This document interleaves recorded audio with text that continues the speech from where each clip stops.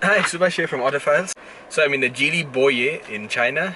We're actually in their factory where they make it. It's called the Boyue factory. They make 200,000 cars here. They're all Boyues. This is the car that's going to become Proton's first SUV, and it should be announced anytime now, maybe by Q3. I've just done my test drive. It's quite impressive actually. It has a European flavor to it. Yeah, it's a 1.8 litre 4-cylinder turbo engine, direct injection with 160 plus PS of power and about 260 Newton meters of torque. So the power, it might not sound like a lot, but actually for Proton, I think that could be the highest output they've ever done for a production car. The gearbox is manufactured by a company owned by Geely.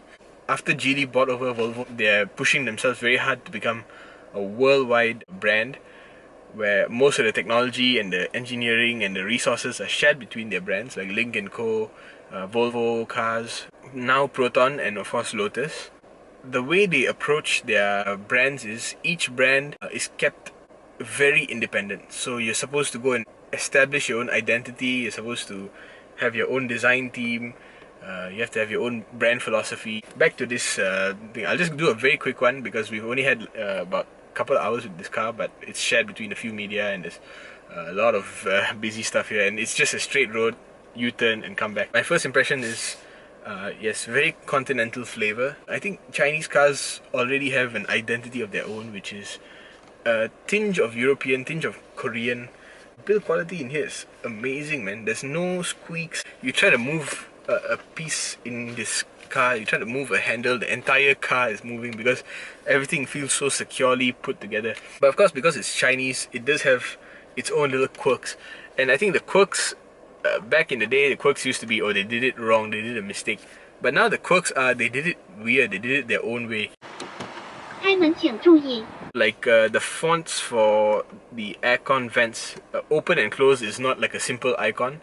Open has this little twirly spiral thing, and closed is a little square. So it makes sense because I look at it and I know what it means. Everybody knows a vent is either open or closed, and yet this motif actually repeats itself. This pattern, it's everywhere. It's in the door handles, it's on the actual air vent control, and it's in a lot of other places. So it's a design element that they're very bold with. And I say it's not 100% European flavored, it's, let's listen to that.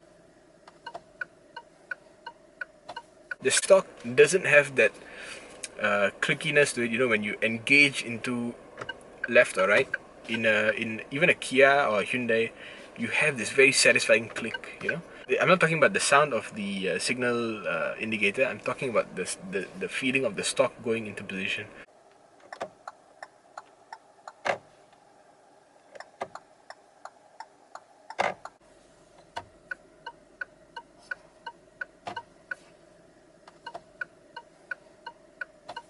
So all these little sounds and feels of the car, it doesn't feel 100% European. It feels like it has its own character to it. And I'm not sure where that comes from. I'm not sure if it's the switches and things are taken from Korean design, or if it's a Chinese design by itself, or it's a Japanese design that's been adapted.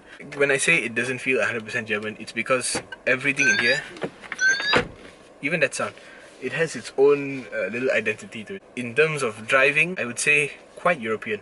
Actually, a close car that I would say feels like this is the Haval H2.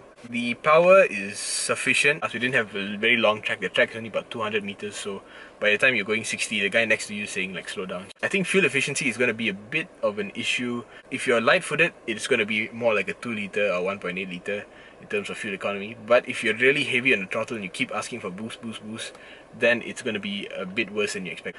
We're not sure yet. The cars are only loaded with like 1 bar of petrol, so we don't know how good they're going to get. Yeah, there's also a lot of nice touches. Let's say you're ferrying around someone important in the back, you can actually just move the front passenger seat right from over here. You also get this huge panoramic roof. See if I can open it up. The front section, which is glass, it opens up until here. This one is fixed, so it's not like a huge thing that opens up, but it's big enough, and I don't think you get that in any other car in this segment. Looks wise, very confident looking, very beautiful looking actually.